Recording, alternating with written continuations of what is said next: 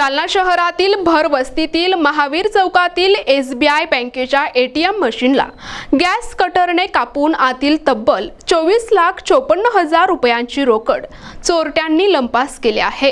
ही घटना पहाटेच्या सुमारास घडली असून घटनेची माहिती मिळताच पोलीस अधिकारी कर्मचारी घटनास्थळी दाखल झाले, परंतु बँकेचे अधिकारी कर्मचारी सुमारे 11:30 नंतर घटनास्थळी दाखल झाले। शहरातील महावीर चौकात एसबीआय बँकेचे एटीएम आहे। हे एटीएम मशीन पहाटेच्या सुमारास कारमधून आलेल्या चोरट्याने व्यास कटरच्या सहाय्याने फोडले आणि त्याच्यातील 24 लाख रुपयांची रोकड चोरून नेली आहे। या घटनेची माहिती मिळताच पोलीस अधीक्षक अजय कुमार बंसल, अप्पर पोलीस अधीक्षक आयुष नोपाणी, सदर बाजार पोलीस ठाण्याचे पोलीस निरीक्षक पंकज जाधव, पोलीस उपनिरीक्षक भगवान नरोडे यांनी घटनास्थळी तातडीने धाव घेत पंचनामा केला। चोरट्यांनी रोख रकमेसह एटीएम मशीन मधील सीसीटीव्हीचे डीव्हीआर देखील पळवून नेले आहे। या प्रकरणात सदर बाजार पोलीस ठाण्यात गुन्हा दाखल करण्यात आला असून पुढील तपास पोलीस उपनिरीक्षक भगवान कोरडे करत आहेत। तर चोरट्यांच्या शोधात स्थानिक गुन्हे शाखेचे आणि सदर बाजार पोलिसांचे पथक रवाना करण्यात आले आहे। दरम्यान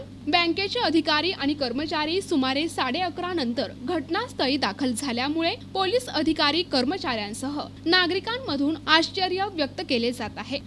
पोलीस स्टेशन सदर बाजार हद्दीत महावीर चौक येथे एसबीआय बँकेचं जे एटीएम आहे ते दिनांक 19/5/2024 ते दिनांक 20/5/2024 रात्रीच्या दरम्यान काही अज्ञात चोरट्यांनी गॅस कटरने तोडून त्याच्यातली 24,54,300 रुपये अशी रक्कम चोरून नेलेली आहे। त्या संदर्भाने पोलीस ठाणे सदर बाजार येथे शेअर नंबर नाही का 518 कलम 461-379 अन्वये गुन्हा दाखल करण्यात आलेला आहे आणि सदर गुन्ह्यासंबंधाने पोलीस ठाण्याचे डीबी पथक तसेच LCBच्या 2 टीम व पोलीस स्टेशनचे डीबी पथकाची टीम असे 2 पथकं आरोपीचा शोध घेण्याकामी रवाना झालेले आहे। आरोपी निश्चित आकडा सांगता येणार नाही, पण 4 ते 5 असावेत। प्रतिनिधी नाझीम मनियार, NTV न्यूज मराठी, जालना।